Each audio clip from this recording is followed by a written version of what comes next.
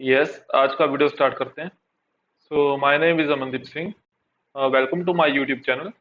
जो आज इस वीडियो में हम करेंगे वो है CBSE class 10 part 2 maths case study. So इसमें 19 मार्क्स पक्के, यानी कि बिल्कुल इजी वे से इसको एक्सप्लेन किया जाएगा। ठीक है ना? जो भी है मतलब पहले पार्ट 1 में हमने polynomial, linear equation, two variables and जो है क्वाड्रेटिक इक्वेशन के बेस में की थी केस स्टडी। इस केस में हम इस पार्ट में हम जो है AP series and coordination number, जो कि एनसीईआरटी पार्ट 7 है, कोऑर्डिनेशन ज्योमेट्री सॉरी, और जो concurrency of triangle means chapter number 6 according to NCERT. तो चलिए शुरू करते हैं। जो फर्स्ट क्वेश्चन है वो इन एपी सीरीज है। ईच क्वेश्चन को बिल्कुल डिटेल से स्टडी करेंगे, ठीक है? और बिल्कुल पहले टॉपिक को समझेंगे, उसके बाद केस स्टडी को समझेंगे। तो चलिए शुरू करते हैं। सो यस, जो सबसे पहले तो अर्थमेटिक प्रोग्रेशन को देखते हैं होता क्या है। जैसे A1, A2, A3 up to so on n terms है। ओके, वेट एक बार रिकॉर्डिंग को चेक कर लेते हैं। यस,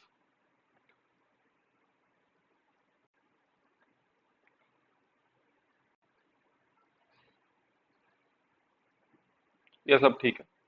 तो एन टर्म्स है, ठीक है। तो क्या होगा इसमें, if common difference of each term are same, like जब हम इसका डिफरेंस करेंगे मीन्स A2 माइनस A1 करेंगे तो मेरे पास कोई भी डी आएगा। तो A3 माइनस A2 करेंगे, कोई भी डी आएगा, मतलब डिफरेंस आएगा। तो ये दोनों का मतलब ये इसको D1 इसको D2 मान लेते हैं, तो ये दोनों सेम आने चाहिए। जो जिस सीरीज में ये दोनों सेम आएंगे उसको मैं बोलूंगा AP series means arithmetic progression, ठीक है। और सिंपल सी बात, मतलब ऊपर ऊपर से इसको स्टडी करते हैं, ज्यादा मतलब डिटेल में नहीं जाएंगे। तो इसमें एक nth टर्म का फॉर्मूला होता है an। वो बना कैसे, वो तो बात की बात है, ठीक है। तो वो जब चैप्टर बिल्कुल डिटेल से स्टडी करेंगे तो हम देखेंगे उसमें n is equal to a plus n minus one d. इस वीडियो का बस इतना ही मोटिव है कि इसमें केस स्टडी को अच्छे से डिस्कस करना है। तो आपको मैं जनरल जनरल जो फॉर्मूले बनते हैं तो उसके बेस में केस स्टडी को डिस्कस करेंगे, ठीक है। तो a n is equal to a plus n minus one d, ये किसका फॉर्मूला है? ये nth टर्म का फॉर्मूला है। मतलब कोई भी term like fifth term, seventh term मुझे उठा के कह दें कि इसमें फाइंड करो तो मैं कर दूंगा, ठीक है। तो ये होता है फॉर्मूला। तो अब एपी सीरीज की एक एग्जांपल लाइक 1 2 3 4, ये एपी सीरीज की एग्जांपल है। बिकॉज जब मैं 2 माइनस वन करूँ तो 1 आता है, 3 माइनस टू करूँ तो 1 आता है, means common difference same, therefore it is AP series. अब ये क्वेश्चन में देखते हैं क्या है। इतने कंसेप्ट से ये क्वेश्चन हो जाएगा। कहते हैं कि अ mathematics teacher of a school has taken his children to science center to visit the science and maths exhibitions. So when the students were visiting different stalls, one student, Rani, observed that some rectangular bars are arranged in ascending order are shown below. The meantime, her teacher reached at a stall and asked some questions to Rani and the other students to verify the pattern is AP or not. ठीक है, मतलब एक teacher अपने students को science और maths exhibition में लेके गई। तो उन्होंने डिफरेंट डिफरेंट स्टॉल में ऑब्जर्व किया, रानी ने एक स्टॉल में ऑब्जर्व किया कि मतलब डिफरेंट डिफरेंट हाइट के जो बार्स हैं, है ना, बार्स मींस ये जो है ना। तो टीचर्स ने भी उसको ऑब्जर्व किया और देखा कि मतलब, और टीचर ने रानी और क्वेश्चन से और स्टूडेंट से क्वेश्चन किया कि ये जो बार है इसकी जो लेंथ है वो एपी में है कि नहीं, ठीक है। तो देखते हैं इसको। तो वैसे तो देखें कि मतलब जो डिफरेंस है इन सभी में ये कितना है, मतलब 10 माइनस सेवन 3 का डिफरेंस है, 13 माइनस 10 3 का डिफरेंस है। यस, ये एपी में है ना। तो ये एपी में है। तो कहते हैं कि जस्ट ऑब्जर्वेशन कर दो। और मतलब टीचर्स ने कुछ ऑब्जर्विंग पूछे पैटर्न, तो रानी और उसने फ्रेंड ने आंसर किए हैं। तो उसको देख के ये मतलब क्वेश्चंस हमने भी आंसर करने हैं, मतलब ऐसे कह सकते हैं ना। तो अच्छा, तो कहते हैं difference between the height of the to consecutive bar. To consecutive यानी कि कोई भी देख लो, तो कितनी है हाइट? 3 है डिफरेंस उसका। तो यानी कि ऑप्शन नंबर बी। तो what is the height of sixth bar? Sixth bar यानी कि ये वाले, इसकी हाइट कितनी होगी? अब इसकी हाइट देखें तो जनरली मतलब वैसे ही देख लें तो 7 3 10, 10 3 13, अब 3 16, 3 का गैप है 19, तो 3 का गैप होगा 22। तो मतलब अगर आप एपी के फॉर्मूले से निकालना चाहते तो वैसे भी निकाल सकते हैं, मतलब वो तो आगे यूज करना ही है, सो देयरफॉर सिंपल वे से इसको निकाल लिया ना। तो it is very easy. Now for third question, which bar will have the height 34 centimetre from left. अगर लेफ्ट से देखेंगे किसकी हाइट 34 होगी, मतलब इसमें हमें 34th, ये मतलब कुछ ऐसा होगा, उसकी हाइट 34 होगी। तो हमने बताना है कि कौन से मतलब ऐसे बार की वैल्यू 34 होगी। मतलब आप कहोगे तो इसको तो जनरल वे से भी निकाल सकते हैं, मतलब ऐसे 25 देख लो तो ऐसे 34 आ जाएगा, तो मतलब ठीक है, लेकिन कुछ एपी का भी तो यूज करें ना। तो यहाँ मेरे को गिवन है जो हाइट 34 है, यहाँ मेरे को मीन्स जो टर्म की वैल्यू गिवन है, मीन्स यहाँ इसको मैं लास्ट टर्म भी कह सकता हूँ, और लास्ट टर्म मैं ए एन को कहता हूँ, याद रखना है आपने। मतलब इसको मैं लास्ट टर्म के लिए भी यूज कर सकता हूँ, मतलब लास्ट टर्म मेरी 34 है तो मैंने एन की वैल्यू निकालनी है ना। तो ठीक है, तो इसको मैं एन को मैं लास्ट टर्म के लिए भी यूज करता हूँ। जिन्होंने एपी चैप्टर किया उनको तो मतलब बिल्कुल अच्छे से समझ आ रहा होगा, जिन्होंने नहीं किया मतलब उनको थोड़ा थोड़ा यहाँ डाउट होगा। तो मैं उसको क्लियर करता हूँ कि जो ए एन की टर्म है, ए एन को मैं लास्ट टर्म भी बोलता हूँ। तो इसको हम ऐसे डील कर सकते हैं कि ये लास्ट टर्म है 34 कुछ टाइम के लिए। तो अब मैंने 34 मुझे गिवन है, मैंने ये बताना है कि एन की वैल्यू इसमें कितनी है, मतलब लास्ट टर्म कौन सी है ना। ओके, तो अगर ये होगा a plus n minus 1 D, तो जो 34 है, ए की वैल्यू कितनी है 7 और एन माइनस 1, डी की वैल्यू कितनी है 3। ठीक है, 34 माइनस 7 कितना हो गया, ये हो गया 27/3 हो जाएगा। यहाँ से n माइनस 1 होगा, ये हो गया 9। तो n की वैल्यू मेरे पास कितनी आ गई, 10 आ गई। तो जो n की वैल्यू है वो 10 है, means option A. Okay, so now if there are 30 bars, कहते हैं कि जब 30 बार्स हैं, यानी कि n की वैल्यू यहाँ गिवन है, n की वैल्यू कितनी है 30 है। ओके, अगर 30 बार्स हैं तो then height of the seventh bar from the end. ठीक है, ये अच्छा क्वेश्चन है। कहते हैं कि अगर 30 बार है ना, मतलब इनके नंबर 30 हैं, तो मतलब जैसे एन 1 हो गया, 2 हो गया, N3 मतलब 4, ऐसे 30 नंबर है। तो कहते हैं पीछे से शुरू करना है आपने, मतलब पीछे से गिनती करनी शुरू करनी है और पीछे से बताना है कि सेवंथ बार की हाइट कितनी होगी। ठीक है, ये क्वेश्चन एनसीईआरटी में भी ऐसा ही है कि फ्रॉम दी एंड, मतलब पीछे से बताना है कि सेवंथ बार की हाइट कितनी होगी। अब यहाँ से बताना है तो मुझे इसके लिए जब मैंने बताना है तो ए, यानी कि मैंने A7 बताना है, सेवंथ बार बताना है, यानी कि मैंने 7 टर्म मींस A7 बताना है, लेकिन A7 मैंने बताना है पीछे से। ठीक है, तो उसके लिए मेरे को ए और डी की वैल्यू चाहिए। अब ध्यान से देखो, ये चीज ऐसे है, 7 10 13 16 अप टू सोन, ऐसे 30th टर्म है, मतलब इनमें 30 टर्म्स है ना। तो मैंने यहाँ से काउंट करनी शुरू करनी है, 1 2 3 4 5 6 7, मतलब ऐसे बताना है ना। अच्छा, अगर मुझे इसकी फर्स्ट टर्म मिल जाए और डी मिल जाए ना, तो मैं इजीली फाइंड कर दूंगा, मतलब इसकी सेवंथ टर्म क्या है ना, बिकॉज फॉर्मूला मैं क्या लगाऊंगा, a n is equal to a plus n minus 1 d, ये मैं फॉर्मूला लगाऊंगा है ना। तो सेवंथ टर्म के लिए A7 is equal to a plus 60, यानी कि मेरे को बस ए और डी चाहिए। अगर ए की मैं बात करूं, ए तो मुझे 30 टर्म्स, मतलब जो 30th टर्म है वो ए होगा। अब यहाँ 30th टर्म कौन सी है ये मेरे को फाइंड करना पड़ेगा। ठीक है ना, जो 30th टर्म है वही ए होगा ना, जो लास्ट टर्म इसके विद रिस्पेक्ट टू होगी वही मेरे पहली टर्म होगी है ना, जब मैं एंड से देखूंगा तो 30th टर्म कितनी होगी, ये होगी ए प्लस 29 डी। जनरल देखूं तो ए की वैल्यू कितनी है 7 और डी की वैल्यू कितनी है 3 है। तो ये कितना होगा 29 × 3, मीन्स ये कितना होगा 7 इंटू 3 9 27, ये हो गया 87। ओके, तो तो ये हो गया 7 7 14, तो ये 94 हो गया। तो जो मेरी ए की वैल्यू आ गई वो तो आ गई पीछे से, जब मैं पीछे से शुरू करूंगा तो ए की वैल्यू 94, यानी कि A30 मीन्स ए, जब मैं पीछे से शुरू करूंगा ना तो 94। अब डी की वैल्यू कितनी है, जब यहाँ से सीरीज को शुरू करेंगे तो डी की वैल्यू 3 है। अगर मैं डी को, अगर मैं अब यहाँ देखूंगा, मैं ऐसे देखूंगा, अब मैं कॉमन डिफरेंस ऐसे ही लूंगा ना, क्योंकि मैंने पीछे से सीरीज शुरू करनी है, तो मतलब A2 टर्म तो ये हुई, A1 तो ये हुई। अगर मैं ऐसे लूंगा तो मतलब एपी में होता क्या है, एपी में ईच टर्म का कॉमन डिफरेंस सेम होता है, चाहे आप इसकी बात कर लो, चाहे आप ये टर्म की बात कर लो, चाहे आप लास्ट टर्म की बात कर लो। अगर मैं लास्ट टर्म का देखूंगा तो कितना आएगा -3 होगा, मीन्स इसका भी कितना आएगा -3 होगा। तो डी की वैल्यू भी मेरे पास आ गई -3। अब क्या है, बस इसमें वैल्यू पुट कर दो, तो जो वैल्यू आएगी वो कितनी आएगी 94 -6 × 3, क्योंकि वैल्यू -3, देयरफॉर मैंने माइनस का साइन माइनस प्लस माइनस हो गया ना। 94 -18 ये कितना हुआ, ये हुआ 14 -8, तो ये हो गया 7, ये हो गया 14 minus 8 means 6. ओके, तो यस, अगर ये हुआ 76 है ना, 8 माइनस 1, तो आंसर आ गया 76 मीन्स ऑप्शन सी। ठीक है, तो next one is what will be the expression for the nth term of the above sequence. ये वाली सीक्वेंस के लिए nth टर्म का एक्सप्रेशन क्या है? तो मतलब nth term means a n का एक्सप्रेशन क्या है? वो होगा a plus n minus one d. अब ए की वैल्यू कितनी है? ए की वैल्यू तो मेरे पास है 7, और डी की वैल्यू कितनी है? डी की वैल्यू है 3, so it becomes 7 plus 3n minus 3, so it becomes 3n plus 4, so ये आंसर हो गया। so answer is 3n plus 4 means option number first. so ये थी हमारी पहली जो केस स्टडी, ये आपको आई होप समझ आई होगी, ठीक है ना। सो नेक्स्ट केस स्टडी की बात करते हैं, which is also very interesting. So देखते हैं। Rahul wanted to observe his 15th birthday in a restaurant। सो राहुल चाहता था कि उसका 15th बर्थडे उसके मतलब रेस्टोरेंट में सेलिब्रेट हो, है ना। तो so he requested his parents, उसने अपने पेरेंट्स को रिक्वेस्ट किया कि for the same, and they agreed his proposal, उन्होंने इसके प्रपोजल को एग्रीड कर लिया।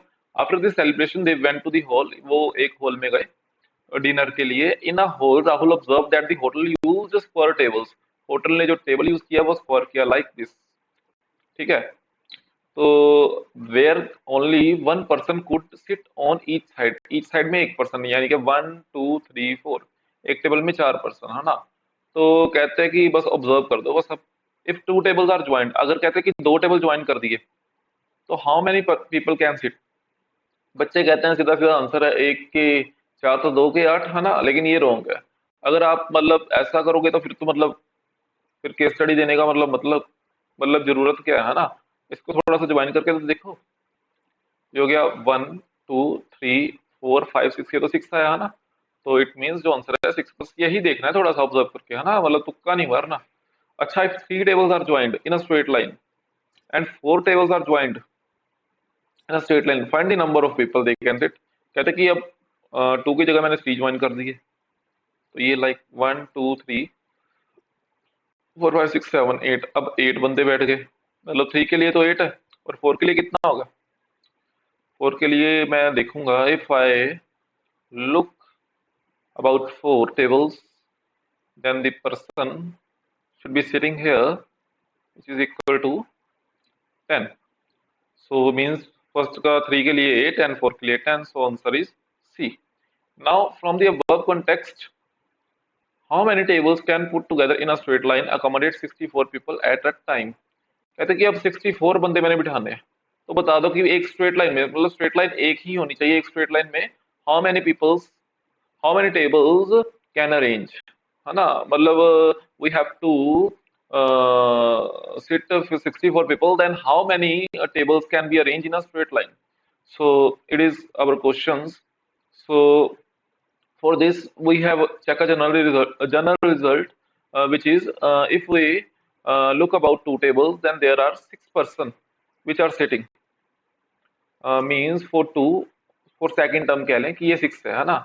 तो थर्ड टर्म के लिए कितने हैं? मतलब फर्स्ट टर्म के लिए 4 है ना, एक में 4, 2 में 6, ठीक है, 2 में 6, 3 में कितने थे? 3 में 8 थे, तो अगर 4 में हो गए तो कितने हैं? 10। अच्छा ये देखें ध्यान से, एक एपी सीरीज नहीं बन रही है ना। ध्यान से देखें, ये एपी सीरीज बन रही है कि जो 4 में मतलब A1 कितना है 4, बी A2 कितना है 6, A3 कितना है 8, A4 कितना होगा 10। तो ऐसे, तो अब मेरे को जो ए एन की वैल्यू गिवन है, मतलब लास्ट टाइम जो गिवन है वो 64 है ना, जो हमने लास्ट टाइम भी किया था। लास्ट टाइम मेरे को, मैं अंदाजा लगा लूं, मेरे को 64 गिवन है। A1 की वैल्यू कितनी गिवन थी? वो 4 थी। डी की वैल्यू कितनी है? 6 माइनस 4, यानी कि 2 होगी। तो अगर मैं ए एन का फॉर्मूला लगाऊं तो आएगा a plus n minus one d, ठीक है, तो ये 64 हो गया। अच्छा, 4 plus n minus one d, n की तो मैंने वैल्यू निकालनी है, डी की वैल्यू कितनी है? 2 है। 64 माइनस 4 कितना हो गया? 60 हो गया, डिवाइड बाय 2 हो गया, तो ये हो गया एन माइनस वन। तो जो आंसर आया वो कितना आया? 30 प्लस 1 मीन्स 31। तो जो एन की वैल्यू कितनी आई? 31 आ गई। So means option is B, ठीक है। तो जो नेक्स्ट क्वेश्चन है वो मैंने थोड़ा सा ट्राई किया था बट मेरे से निकला नहीं। तो अगर आपसे ये क्वेश्चन हो तो आप कमेंट सेक्शन में प्लीज देखना है ना इसको। इसको मतलब थोड़ा सा या डिटेल में या आंसर मतलब बताना है ना इसका, तो देखेंगे इसको ट्राई करके, है ना। अच्छा, fifth, if the first row contain one table and second row contain two tables and third row contains three tables jointly and so on, then which of the following shows the correct pattern of the sitting capacity। कहते हैं कि अगर जो one first row है वो two table, जब two table one table contain करेगी first row तो फोर आएगा, टू टेबल्स कंटेन करेगी सेकंड रो तो सिक्स आएगा, थर्ड रो थ्री टेबल्स तो कितना आएगा, 8% बैठेंगे। तो ऐसे मतलब कहते ज्वाइन करोगे तो पैटर्न बता दो कि मतलब कैपेसिटी का कितने बंदे बैठेंगे। तो ये पैटर्न है 4 6 8 समथिंग। तो जो ऑप्शन है तो ए है। ठीक है, तो ये थी ये केस स्टडी, ये भी थोड़ी सी इंटरेस्टिंग थी। तो जो नेक्स्ट चलते हैं वो है ट्राइंगल्स के बेस पे। सो इसके लिए एक कंसेप्ट और समझते हैं कि कंग्रुएंसी ऑफ ट्राइंगल और सिमिलैरिटी ऑफ अ ट्राइंगल। सबसे पहले तो मतलब डिफरेंस देखते हैं कि कंग्रुएंसी और सिमिलैरिटी में डिफरेंस क्या है। सो कंग्रुएंसी और सिमिलैरिटी में डिफरेंस देखते हैं। ठीक है, देखो कंग्रुएंसी का मतलब क्या होता है। कंग्रुएंसी का मतलब होता है कि जैसे कोई भी दो शेप्स हैं लाइक, है ना, दोनों का आपस में बिल्कुल घुलना मिलना। मीन्स ऐसे बोल दो कि अगर A4 साइज शीट है तो दूसरी भी मैं मतलब कोई ऐसी A4 साइज शीट रखूंगा, मतलब बिल्कुल बराबर होनी चाहिए, एंगल वगैरह सारे इक्वल होने चाहिए, साइड्स इक्वल होनी चाहिए। वो ऐसा कि जब मैं एक के ऊपर दूसरी शीट रखूं तो एक शीट बिल्कुल छुप जाए, अगर मैं उसको पलटाऊं भी ऐसा तो दूसरी शीट भी ना दिखे, मतलब तो उसको मैं कहूंगा कंकरेंसी। अगर मैं ट्राइंगल में भी देखूं तो it should have same size, same angles and same values of sides. But इसको मैं फिर क्या लिख दूं, सेम साइज, इसका जो मेन पॉइंट है वो सेम साइज का है। ठीक है, इसमें साइज में नॉट बी सेम, साइज जरूरी नहीं है कि सेम हो। एक ट्राइंगल छोटा भी हो सकता है, एक ट्राइंगल बड़ा भी हो सकता है, जरूरी नहीं है कि साइड सेम हो। हाँ सेम हो जाए तो अच्छी बात है, मतलब साइज जब सेम हो जाए तो अच्छी बात है, लेकिन जरूरी नहीं है कि साइज सेम हो, है ना। तो इसका बस इन दोनों में बस ये डिफरेंस है। तो जो इसकी जो दो ट्राइंगल्स या दो मतलब बेसिकली ये ट्राइंगल्स के बेस में ही हम देखते हैं। जब दो ट्राइंगल्स में मैंने कंकरेंसी करानी होती है तो उसके तीन मेथड होते हैं, या तीनों, या मतलब कोई तीन साइड इक्वल करवा दो, या साइड एंगल साइड करवा दो, या एंगल साइड एंगल करवा दो, है ना। ये इसके तीन मेथड होते हैं, मतलब इनमें से कुछ भी करा दो तो दो ट्राइंगल्स आपस में कंकरेंस हो जाते हैं। लेकिन जब इसकी बात करें तो इसमें साइड इक्वल कराओ, साइड इक्वल कराओ, या angle angle angle equal equal कराओ। तो इसके ये चीज तीन मतलब ये तीन चीजें होती हैं, तो ये आपने नोट करना है। और इसके बेनिफिट जो है, इसके बेनिफिट ये हैं कि जब ये कंग्रुएंसी हो सकती है, जब ये कंग्रुएंसी हो जाती है दो ट्राइंगल्स में, तो उसका कोई भी एंगल बाय सीपीसीटी या कोई भी साइड इक्वल रख दो।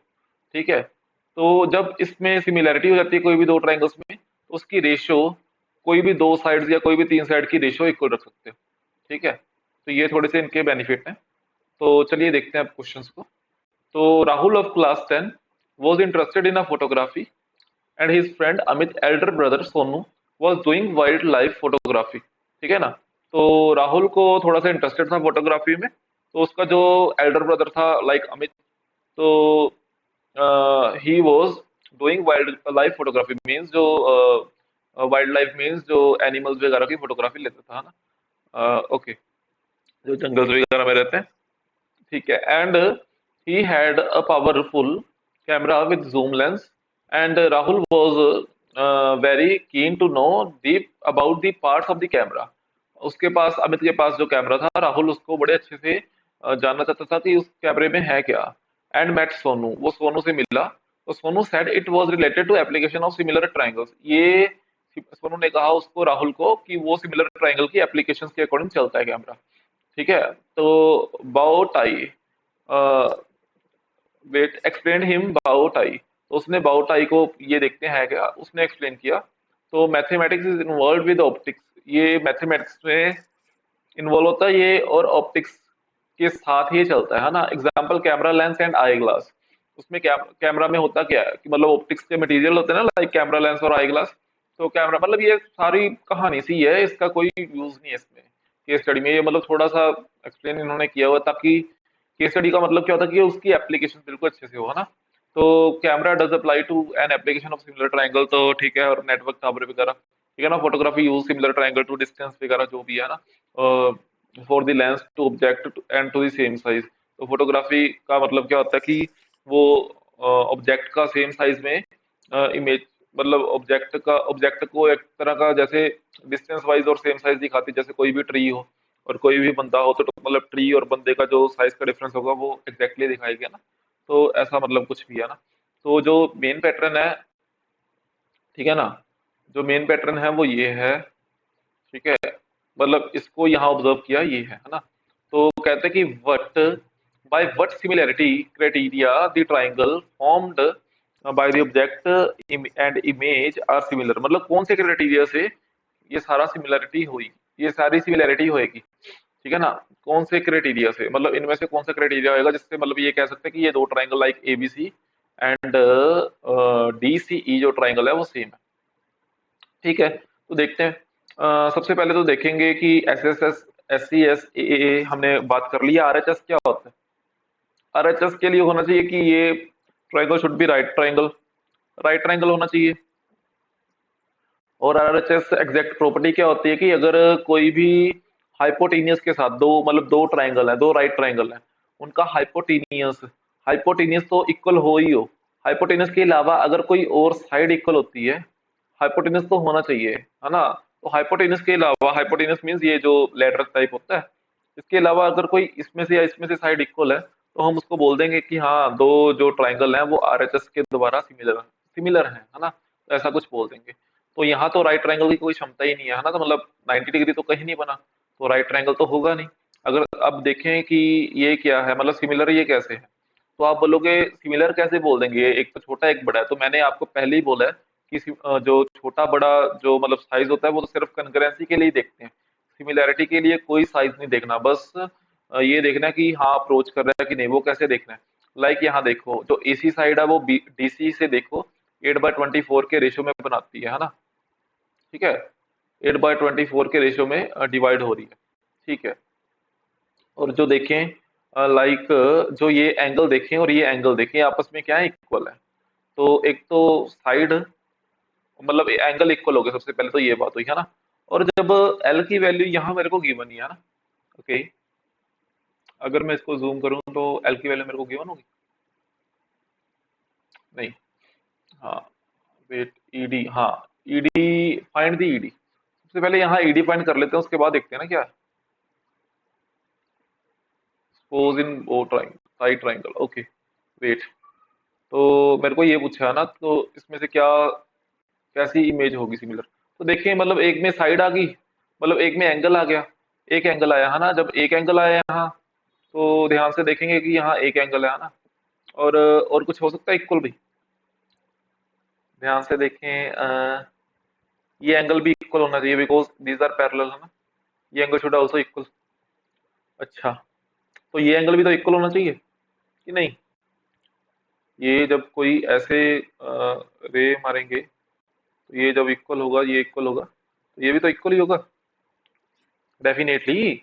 जब ये सपोज कर लो 2 हुआ, जब ये सपोज कर लो 20 हुआ, ये 20 हुआ, ये भी 20 हुआ, ये भी 20 हुआ, तो बाय एंगल साइड प्रॉपर्टी ये कितना होगा, 140 होगा ना। मतलब तीन एंगल का सम 180 होना चाहिए, तो मतलब ये डेफिनेटली 180 माइनस 40 तो 140 होगा, ये भी कितना होगा, ये भी 140 होगा। तो भाई angle angle angle, this is similar है ना। तो ये कह सकते हैं। तो जो फर्स्ट ऑप्शन है वो सी है ना। तो सेकंड देखते हैं। सेकंड कहता है कि ईडी की वैल्यू फाइंड कर दो। ईडी की वैल्यू ये जैसे ये फाइंड कर दो है ना। तो उसके लिए देखेंगे because it is similar, if these are similar then we can say that the ratio of the two triangles are also equal. ये हमने पहले बात की है, ये देखो है ना, ये हमने बात की है। तो ratio should be equal. If we talk about ratio, so we can say that कि जो ए बी की, ए बी अपॉन ईडी की रेशियो, ठीक है, वो इक्वल होगी किससे, एसी और सीडी की रेशियो से। मतलब ठीक है ना, एसी और सीडी की रेशियो से। मतलब पहले जो ए बी साइड है उसको एसी से पहले जो ए बी उसको एडी से कंपेयर किया है ना। फिर बाद में ये याद रखना कि आपने सीडी को ऊपर नहीं रखना, बिकॉज पहले आपने ए बी की बात की, तो यहाँ भी पहले आप एसी की बात करोगे। ये थोड़ा सा नोट करने वाली बात है बस। अच्छा, ए बी की वैल्यू मेरे को गिवन है 5, ईडी की वैल्यू मेरे को गिवन ही है ना। तो AC की वैल्यू मेरे को गिवन है विच इज 8 एंड CD की वैल्यू मेरे को गिवन है which is 24। Okay, so it becomes 1/3। सब जो ED की वैल्यू होगी वो कितनी होगी, 5 इंटू 3 मीन्स 15। जो ED की वैल्यू होगी वो 15 मीन्स जो ऑप्शन सी। ठीक है, तो नेक्स्ट वन इज, इसको थोड़ा सा जूम कर लेते हैं नेक्स्ट वन को। हाँ, तो इसको करने के लिए देखते हैं, let I change my colour. हाँ, so the drawing below illustration the position, ये मतलब सारा इलस्ट्रेशन जो गिवन है, ड्राइंग वगैरह गिवन है ना। तो कहते हैं कि जो हमें गिवन है इसमें height of actual sculpture, height of actual sculpture find कर दो। मतलब स्कल्पचर मीन्स हम ये भी कह सकते हैं कि जो ऑब्जेक्ट है उसकी हाइट एग्जैक्टली फाइंड कर दो, है ना। तो ओके, इसको कैसे फाइंड करेंगे, मीन्स जो ये एक्स टाइप जो कुछ भी है, लाइक जो ए बी है, इसको फाइंड कर दो, है ना। ये ए बी है, आई थिंक आपको दिख रहा है क्लियर। तो इस ए बी की मैंने वैल्यू फाइंड करनी है। ओके, तो ये मेरे को क्या करना है, इसकी जो लेंथ मेरे को 3.5, इसको मैं थोड़ा सा ठीक कर लेता हूँ।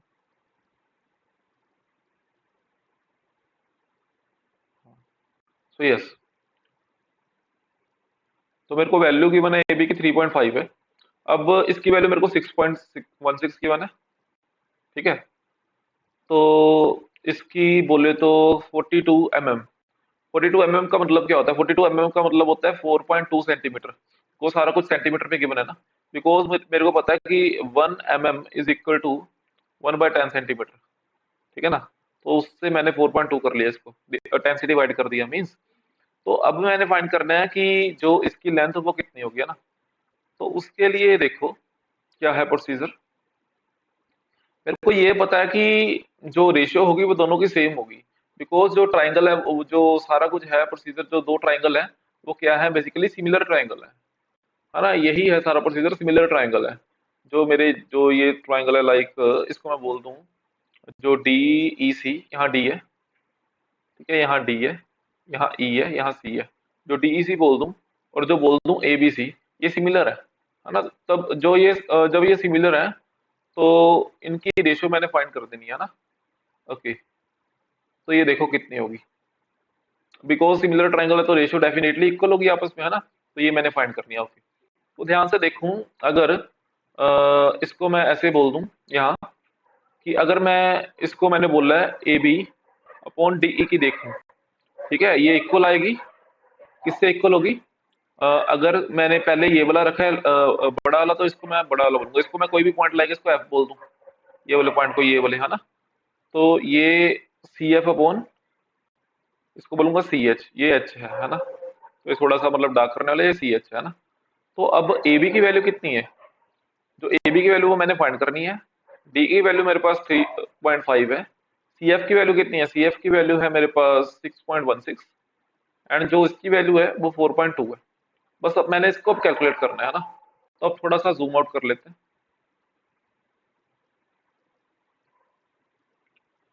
सो यस, अब देखेंगे कितनी वैल्यू करेंगे, कितनी वैल्यू आएगी। जो ए बी की वैल्यू आएगी वो आएगी 6.16 इंटू 3.5 डिवाइड बाय 4.2। ठीक है, तो इसको देखते हैं कैलकुलेट करके। तो ये आएगा 616 इंटू 35, है ना, डिवाइड बाय 1000 आएगा। तो यहाँ आएगा 42 इंटू 10 से ये कैंसिल हो जाएगा। ठीक है ना, तो यहाँ सिर्फ 2 जीरो रहेगी। ठीक है, अब इसको करना कुछ नहीं है, जस्ट इसको थोड़ा सा 2 से डिवाइड करते हैं फॉर्मेलिटी के लिए। तो ये होएगा 2 1 2 3 का, एक तो मतलब कैलकुलेशन ही ना जब बड़ी जबरदस्त है। अच्छा, 7 3 31, 7 5 35, है ना। तो यहाँ तक तो बिल्कुल ओके रिपोर्ट है। तो अब देखिए 8 5 40, तो 5 3 15 divide by 3, 3 5 15, 3 1 we can say that 3 1 3, yes 3 1 3 होता है, यस 3 1 3, और यहाँ आ गया 10। देन वी कैन से कि 3 3 9, यस अबाउट समथिंग, यहाँ 100 आएगा। तो अपॉन में 5.13 होगा ना। तो ये जो ऑप्शन बना वो ए बना, है ना। सो ए ऑप्शन इज ट्रू। तो थोड़ा सा लेंथी सा था कैलकुलेशन, थोड़ी सी लेंथी थी, बट एक आधा क्वेश्चन तो ऐसा चलता है ना। तो देखिए नेक्स्ट। नेक्स्ट मेरे को गिवन है कि ई की वैल्यू मेरे को 30 गिवन है। ई कौन सा एंगल है? ई ये रहा एंगल। इसको थोड़ा सा जूम कर लेते हैं। थोड़ा सा ना मैं कलर भी चेंज कर लेता हूँ बिकॉज अदरवाइज इक्वल रख लें। यस, ये ई पॉइंट है मेरा, ये वाला। और ई का एंगल मेरे को 30 गिवन है। तो मैंने ए बी सी का एंगल फाइंड करना है। ए बी सी मीन्स कौन, मैंने ये वाला एंगल फाइंड करना है। ठीक है, तो ये एंगल कितना होगा? ओके। तो ए सी भी मेरे को गिवन है। ए सी भी मेरे को गिवन है, ए सी भी पूरा का पूरा एंगल गिवन है। ये कितना है? ये 50 गिवन है। ओके। अच्छा, जब ई मेरे को गिवन है तो डेफिनेटली ये भी इसके इक्वल ही होगा, बिकॉज कौन सा, इसको कौन सा, इसको बोलेंगे अल्टरनेटिव इंटीरियर एंगल की प्रॉपर्टी, है ना, जो 9th क्लास में की थी। जैसे ये देखो, ये दोनों एंगल है, यहाँ ट्रांसवर्सल है, तो ये एंगल आपस में इक्वल आएंगे ना। तो यहाँ ये भी कितना होगा? डेफिनेटली 30 होगा। तो bye angle sum property 50, 180 minus 50 plus 30 means 100। ये 100 होगा। तो जो एंगल आएगा एबीसी वो कितना आएगा? 100 आएगा। तो ऑप्शन फोर्थ, मतलब ये तो ऐसे ही कर दिया ना। अच्छा, अगर देखें इन अ बाउ टाई ट्राइंगल, यानी कि ये वाला ट्राइंगल देखें। बाउ टाई ट्राइंगल मीन्स ये ट्राइंगल। तो ट्राइंगल में देखें एबीसी एंड डीईसी के बारे में। एबीसी एंड डीईसी के बारे में देखें तो ओके। तो कहते हैं कि the length of the object is 3 times the length of the image. जो ऑब्जेक्ट की लेंथ है, ऑब्जेक्ट क्या है? ऑब्जेक्ट मेरा ये है डीई। जो कहते हैं उसकी लेंथ है ना, वो 3 टाइम्स है लेंथ ऑफ द इमेज। यानी कि मैं ये कहता हूँ कि डीई जो है 3 टाइम्स है एबी के। तो कहते हैं कि बता दो इसमें से क्या इक्वल, ये क्या चीज होगी? ये कंग्रेंस होगा, सिमिलर होगा वगैरह जो भी है ना, ये बता दो। तो डी ही डीई जो मेरा है 3 टाइम्स है एबी के। ओके। अगर देखूं तो इसका मतलब है डीई अपॉन ए बी, ये कितना आया? 3 आया। DE upon A B is equal to 3/1।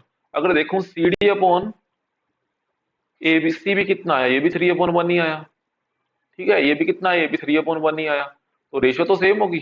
अगर रेशियो तो सेम है तो एक प्रॉपर्टी हम ये कह लेंगे, ये एंगल इक्वल है। तो मतलब एस से एस की प्रॉपर्टी के अकॉर्डिंग देखें तो ये तो बात बन गई, है ना, सिमिलर ट्राइंगल की। बिकॉज हमें पता है, हमने पहले ही बात कर ली थी, चाहे ये ऑप्शन कह दे चाहे ये कह दे, दोनों सेम ही ऑप्शन तो ना। अच्छा, हमने पहले ही बात कर ली थी कि मतलब सिमिलैरिटी में रेशियो वगैरह देखते हैं जो सिमिलर साइड्स की। इसमें साइज नहीं देखते, साइज शुड नॉट, साइज में नॉट बी सेम, है ना, साइज में नॉट बी सेम। ठीक है ना। तो ये बात इसमें थी। तो आई होप कि आपको समझ आई होगी केस स्टडी। तो नेक्स्ट क्वेश्चन देखते हैं। नेक्स्ट क्वेश्चन देखें, which is a Cartesian coordinate, coordinate का Cartesian coordinate, coordinate geometry sorry, है ना। तो इसको थोड़ा सा जूम करते हैं। तो रिकॉर्डिंग एक बार देख लेते हैं कितने बिल्कुल ओके है रिकॉर्डिंग। हाँ ठीक है,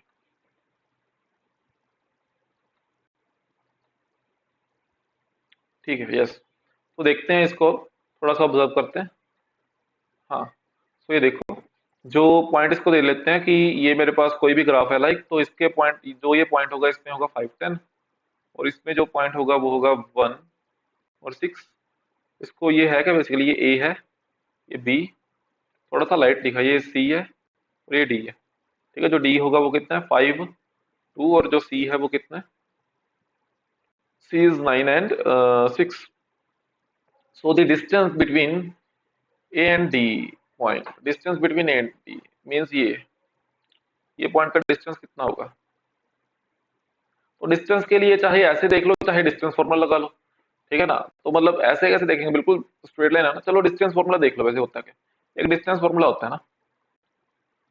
क्या होता है डिस्टेंस फॉर्मूला? कि जैसे सपोज कर लो कोई भी ए पॉइंट है लाइक x1 y1, इसके कोऑर्डिनेट है, और बी पॉइंट है इसके कोऑर्डिनेट है x2 y2। तो इसके बीच में डिस्टेंस कितना होगा ए बी के बीच में? ये होगा under the root of x2 minus x1 का स्क्वायर, चाहे y2 माइनस y1 का स्क्वायर, चाहे x2 आगे लिख लो चाहे y2 आगे लिख लो, एक ही बात है। ठीक है। अब जब वैल्यू देखें तो हाँ, अगर जब वैल्यू देखेंगे तो जो x2 की वैल्यू यहाँ फिल करेंगे वो कितनी? 5, और यहाँ भी 5 है, मतलब x2 डी के पॉइंट को मान लो ना। तो 5 - 5 का स्क्वायर और 2 - 10 का स्क्वायर मीन्स ये कितना आ गया? ये आ गया 0 का स्क्वायर, और ये आ गया -8 का स्क्वायर। -8 का स्क्वायर मीन्स एक ही वैल्यू बात है ना, तो ये 8 का स्क्वायर ही होगा। अब ये स्क्वायर और अंडर रूट कैंसिल होएगा तो आंसर कितना आएगा, 8, means distance between 2 points are 8। ठीक है। Then the coordinate of its diagonal, जो इसके डायगोनल है,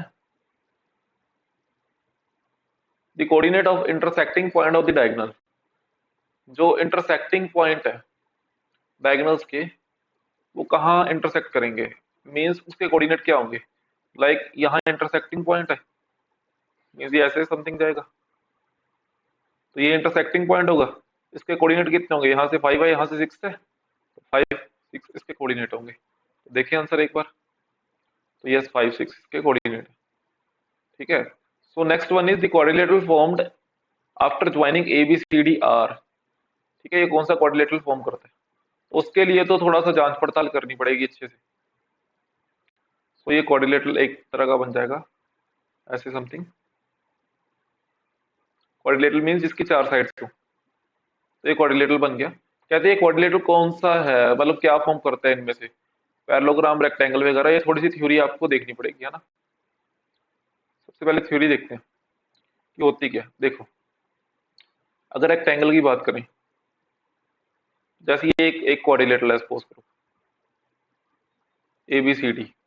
ठीक है, तो ये इसके डायगोनल्स है A C and B D. ठीक है, तो रेक्टेंगल में क्या होगा, रेक्टेंगल में A B is equal to C D होगा, यानी कि ऑपोजिट साइड्स आर इक्वल। यहाँ से ए बी सी और डी ए इक्वल होगा। ठीक है ना, और एंगल कितने होंगे, 90 डिग्री। 90 डिग्री के लिए हम क्या बोलेंगे कि ये बोलेंगे कि diagonal should also be same in a rectangle, diagonal should also be same means AC should be equal to BD. जिसमें 90 डिग्री एंगल होगा ना, लाइक स्क्वायर और उसमें स्क्वायर और रेक्टेंगल में, तो ये इसके डायगोनल शुड भी इक्वल होने चाहिए। हाँ, तो अब ए बी स्क्वायर के लिए चारों साइड है equal, A B B C C D और डी है, तो इसके यहाँ भी 90 डिग्री बनेगा, स्क्वायर भी 90 डिग्री होता है, तो इसके डायगोनल्स भी इक्वल होने चाहिए। अगर पैरेललोग्राम की बात करें, अच्छा पैरेललोग्राम और रेक्टेंगल में डिफरेंस क्या होता है कि बस पैरेललोग्राम में भी दो साइड्स इक्वल होती हैं, बस इसमें एक ही डिफरेंस होता है कि जो इसके एंगल होते हैं वो 90 के नहीं होते। तो इसके मतलब पैरेललोग्राम में भी side should be equal, but जो ये एंगल होंगे वो 90 के नहीं होंगे। Means we can say A B is equal to C D and B C is equal to D A, but angle should not be 90, so therefore diagonal are not equal. ठीक है। So next one is about rhombus. Rhombus means rhombus means like square, but a few difference, which is 90 degree angle. Means we can say that the angle of rhombus are not 90 degree, and we can also say that the diagonals of rhombus are not equal. So therefore, AC should not equal to BD in rhombus. Now we verify from such uh, coordinates which are equal, मतलब which thing are true.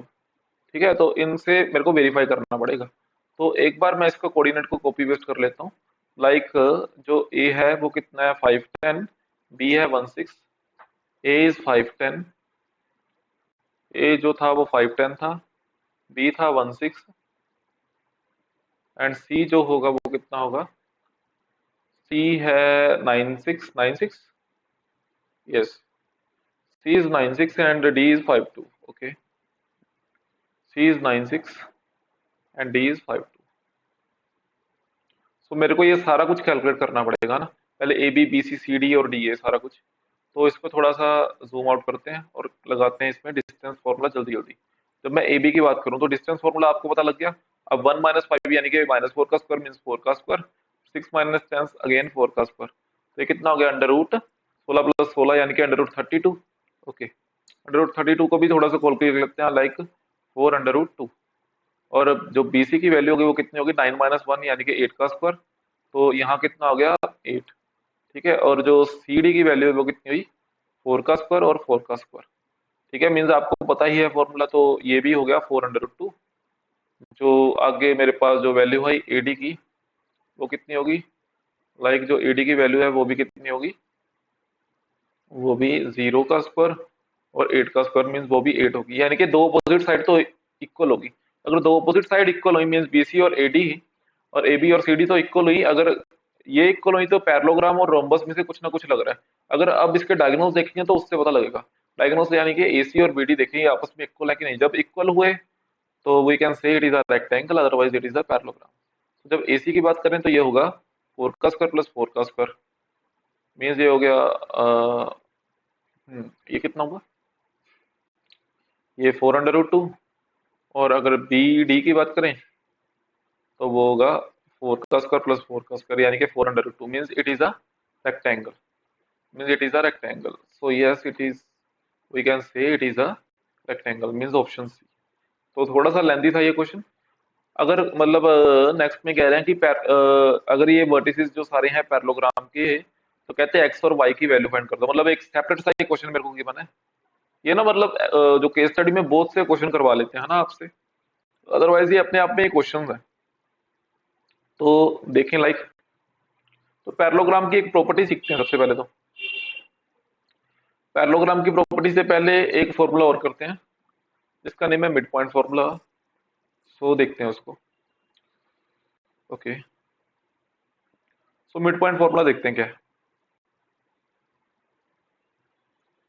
Mid point formula तो देखते हैं, ये ए है ये B है, तो x1 y1 x2 y2। Late जो P है वो मेरा मिड पॉइंट है ए और बी का। तो इसका फॉर्मूला क्या होगा, इसको कैलकुलेट हम कैसे करेंगे। इसको लाइक कोई भी एक्स वाई पॉइंट मान लो, तो x की जो वैल्यू होगी वो कितनी होगी, x1 प्लस x2/2। और जो y की वैल्यू आएगी वो कैसे आएगी, कितनी आएगी, y1 प्लस y2/2। ये है मिड पॉइंट फॉर्मूला, ठीक है ना।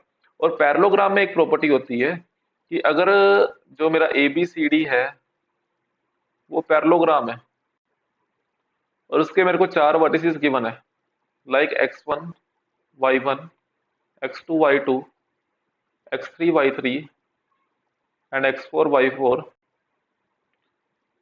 ये कहते हैं कि ये मेरे को चार वर्टिसेस गिवन है और मेरे को बोला कि हाँ ये पैरेललोग्राम है, ठीक है। तो मैं क्या करूंगा, जो इसके डायगोनल होंगे वो उसके मिड पॉइंट में, मतलब वो बाइसेक्ट करेंगे आपस में। जो इसके डायगोनल्स होंगे वो आपस में बाइसेक्ट करेंगे। किस केस में, पैरेललोग्राम के केस में। बाइसेक्ट का मतलब क्या कि इन दोनों के मिड पॉइंट, जो डायगोनल्स के मिड पॉइंट आपस में इक्वल होंगे। मींस वी कैन से कि जो x2 प्लस x4/2 होगा वो x3 प्लस x1/2 के इक्वल होगा, मीन्स इसका मिड पॉइंट।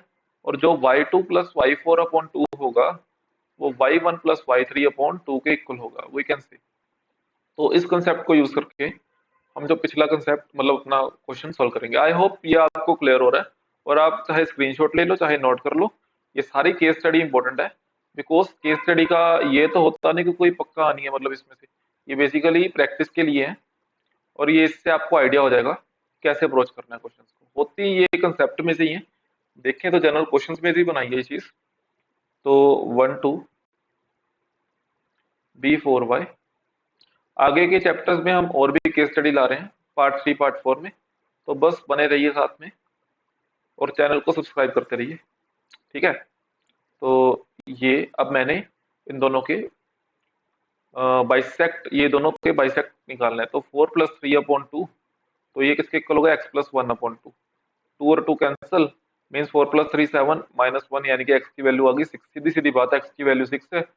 ये और ये ऑप्शन लग रहे हैं, ये तो काटो, बिकॉज यहाँ तो x की वैल्यू 6 है नहीं। अब y की वैल्यू देखनी है कि 3 है कि 5 है ना।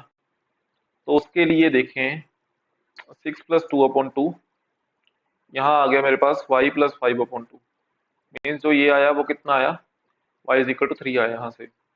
y = 3 मीन्स ये ऑप्शन ये रहा। तो ये ऑप्शन इज ट्रू, है ना। तो अब distance, next last one is distance of a point A from the origin. Origin से मैंने ए पॉइंट का डिस्टेंस निकालना है, मतलब ये निकालना है मैंने, है ना। तो ये कितना होगा, देखें 0 - 5 का स्क्वायर मीन्स ये 5 का स्क्वायर आ गया, और ये कितना आ गया 10 का स्क्वायर। तो कितना हुआ 25 + 100 मीन्स 125। 125 का रूट कितना होता है भाई, 125 का रूट होता है 500√5। तो ये 500√5 आंसर आ रहा है। Is it okay, yes answer is a. मतलब 500√5 तो नहीं लिखा, लेकिन 1/25 तो है।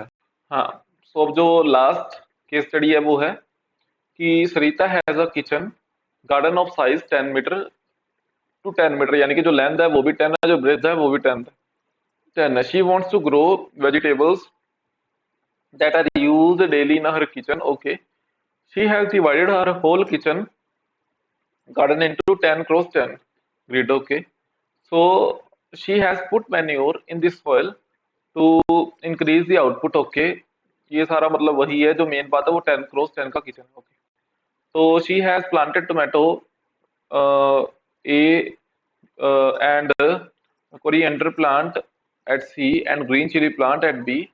तो कहते कि she invited her friend Sita to show her kitchen garden. So Sita says sapling ABC form an equilateral triangle. तो सीता ने कहा कि ये इक्विलेटरल ट्राइंगल बना रहा है जो एबीसी है। ओके, तो कहते कि बाकी जो है गिवन वो फाइंड कर दो, है ना। तो इसको जो इसका कोऑर्डिनेट है जो वो है 6 और 1 का। ठीक है, जो इसका कोऑर्डिनेट है वो 6 1 का है। ओके, जो बी का कोऑर्डिनेट है वो है 10 और 4 का, और जो सी का कोऑर्डिनेट है वो है 8 और वी कैन से 3 का। ठीक है, तो according to Sita this form an equilateral triangle. ये मेरे को तो नहीं लग रहा है इक्विलेटर। अच्छा, ऐसे तो वैसे लग तो रहा नहीं, लेकिन चलो देखते हैं। The coordinate of B and C, B and C के कोऑर्डिनेट क्या होंगे? क्या बी एंड सी के कोऑर्डिनेट? हाँ, तो बी एंड सी के coordinate of the B and C are, B and C के कोऑर्डिनेट तो मैंने बता ही दिए। Of the points B and C are, तो यहाँ तो हो गया, एक तो हो गया 10 4, सॉरी 10 4 कहाँ से होगा? हाँ, 4 10, 4 10 हो गया, है ना। एक हो गया 8 3, तो 4 10 and 8 3, yes. So option D is true. ठीक है, तो मैंने वही देखा कि मतलब ये क्या हो गया ना। अच्छा, name the type of a triangle joining A B and C according to Sita it is an equilateral saplings at ABC form an equilateral triangle. So let us check it by we can check it by distance formula, है ना। कि मतलब ये वैसे मेरे को तो लग नहीं रहा, चलो वैसे देखते हैं कि अगर मैं इसको ए बी को चेक करूं, मतलब ये कौन सा ट्राइंगल है ना, तो मतलब इक्विलेटरल के लिए साइड साइड सारी इक्वल होनी चाहिए। तो देखते हैं इसको, ये 6 - 4 कितना होगा? 2 का स्क्वायर, और 10 - 1 कितना होगा? 9 का स्क्वायर, है ना। तो ये आ गया मेरे पास 4, और अपना 81 मीन्स √85। ओके, जो नेक्स्ट मैं बीसी चेक करूं वो आ गया 8 - 4 मीन्स 4 का स्क्वायर, ये 7 का स्क्वायर हो गया ना। तो ये हो गया 16 + 7 यानी कि 49 मीन्स जो ये हो गया वो 96 का, ये 65 हो गया ना। जो एसी हुआ वो कितना हुआ? एसी आ गया मेरे पास 8 - 6 मीन्स 2 का स्क्वायर, 3 - 1 मीन्स 2 का स्क्वायर, मीन्स ये तो आ गया 4 + 4 मीन्स 2 √2। ठीक है, तो यस। हम्म, ये 16, ये 16 है, तो यहाँ से थोड़ा सा गड़बड़ अगेन। ठीक है, तो देखते हैं आप थोड़ा सा दोबारा।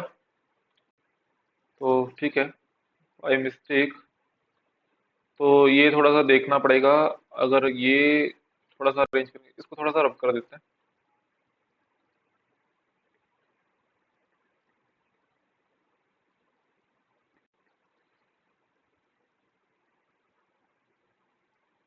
क्योंकि ये सामने सामने हो जाएगा, फिर अच्छे से ठीक रहेगा।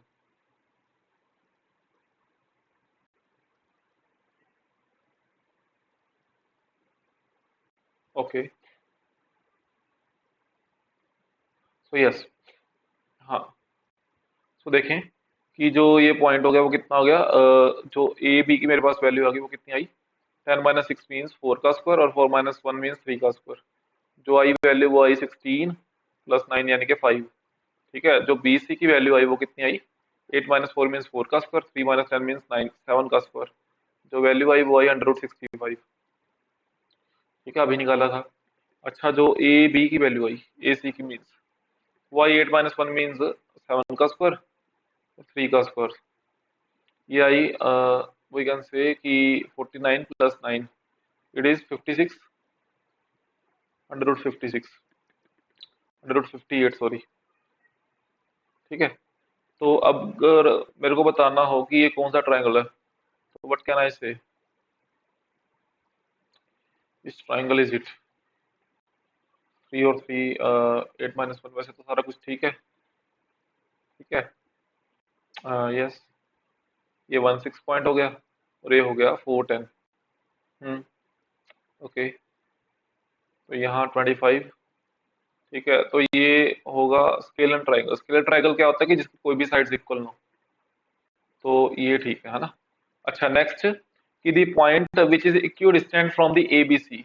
अच्छा, एबीसी से इक्वी डिस्टेंट पे पॉइंट तो वो होगा ना जो सेंटर में होगा इसका, वो ए बी सी से सबसे इक्वी डिस्टेंट में होगा।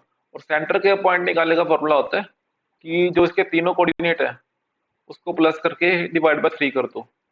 ठीक है, इसको सेंट्रोइड भी बोल देते हैं, थोड़ी सी बड़ी क्लासों में जाके आप सीखोगे। आई थिंक आरडी में ये गिवन होगा। तो ये हो गया 13/3 और ये हुआ 19/3। तो जो ऑप्शन है वो है ए। ठीक है, तो next one is the coordinate of a D marked on A B is this, so find the ratio of A D and B D. कहते हैं कि ए बी पॉइंट में कोऑर्डिनेट मार्क है जिसको मैं डी बोलूं। ठीक है, जो वो कोऑर्डिनेट है, हाँ, जो वो कोऑर्डिनेट है वो है 2। जो कोऑर्डिनेट है वो है 22/3, मीन्स वो है 2 और 22/3, 2 और 22/3।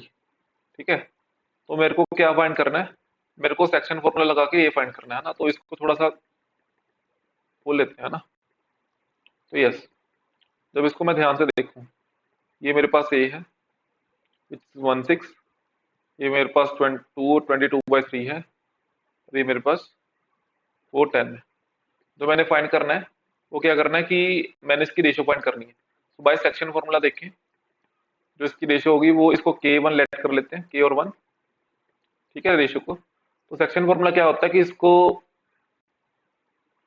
इसको इससे मल्टीप्लाई करो और इसको इसके कोऑर्डिनेट से मल्टीप्लाई करो। तो ये जब मल्टीप्लाई करूंगा तो ये होगा K4K और ये होगा 4K प्लस 1 × 6, 1 × 1 यानी कि 1 अपॉन, इसको आपस में ऐड करो यानी कि K+1। तो ये कौन सा कोऑर्डिनेट है, ये एक्स से मैंने मल्टीप्लाई किया, एक्स का कोऑर्डिनेट है ना। तो इसको एक्स से कंपेयर कर लो, मीन्स ये वाला पॉइंट मेरे पास आ जाएगा। तो हम इसको एक्स से कंपेयर कर सकते हैं। ठीक है ना, ये सेक्शन फॉर्मूला होता है। तो एग्जैक्ट में देख लेते हैं सेक्शन फॉर्मूला होता क्या है, 1 मिनट। 2K+2, तो ये आ गया 2K, ये आ गया 1, यानी कि रेशियो जो आ गई 1:2 आई। ठीक है, तो जो रेशियो आई 1:2 आ गई, means option B. Section formula देखते हैं होता क्या कि like it is A x1 y1, it is B x2 y2, और ये रेशियो मेरे पास गिवन है m/n। अगर मैं इसको इससे मल्टीप्लाई करूं, मेरे को ये डी पॉइंट फाइंड करना है ना, तो मैं इसको इससे मल्टीप्लाई करूंगा, इसको इससे मल्टीप्लाई करूंगा डी पॉइंट को फाइंड करने के लिए। मतलब यहाँ मैंने x और y डी को लेट कर लिया, तो मेरा जो x पॉइंट आएगा वो कितना आएगा, m × x2 plus n × x1 divide by m+n। ठीक है, सिमिलरली जो y पॉइंट होगा वो कितना होगा, m × y2 plus n × y1 divide by m+n। Similarly हमने ऊपर भी किया था, हमने k और 1 की रेशियो ले ली, तो k को इससे मल्टीप्लाई किया और इसको इससे मल्टीप्लाई किया, तो जो कोऑर्डिनेट आएगा वो कितना आएगा, 2। मतलब वो एक्स वाई आएगा यानी कि डी पॉइंट का। यहाँ मेरे पास डी पॉइंट जो गिवन है वो 2/3 गिवन है, तो मैंने इसको एक्स के कोऑर्डिनेट से कंपेयर कर लिया और के की मेरे पास वैल्यू होगी 1:2। अब मैंने the coordinate of mid point of BC, BC के मिड पॉइंट के कोऑर्डिनेट बताने हैं। ठीक है ना, ये बीसी का मिड पॉइंट सपोज कर लो, ये मेरे पास पी है, तो इसके मिड पॉइंट के कोऑर्डिनेट क्या होंगे, मिड पॉइंट का फॉर्मूला होता है x1 + x2 डिवाइड बाय 2। तो 4 + 8 डिवाइड बाय 2 यानी कि ये आ गया 6, 4 + 8 डिवाइड बाय 2, तो 10 + 3 डिवाइड बाय 2, 10 + 3 डिवाइड बाय 2, ये आ गया 8 + 4 यानी कि 12, 12/2 60, ये आ गया 13/2। 2, जो आंसर हुआ वो कितना हुआ 6 और 13/2। So yes, option is a. So I think आपको ये सारा कुछ समझ आया होगा। ठीक है, सो मतलब ऐसा कुछ तो चलता रहेगा ना, पहले केस स्टडी की वीडियोस अपलोड करेंगे, देन उसके बाद सिलेबस की वीडियो अपलोड करनी शुरू कर देंगे। ठीक है, तो आई होप ये आपको अच्छी लगती होगी video. So please like, share and subscribe my YouTube channel. So thank you.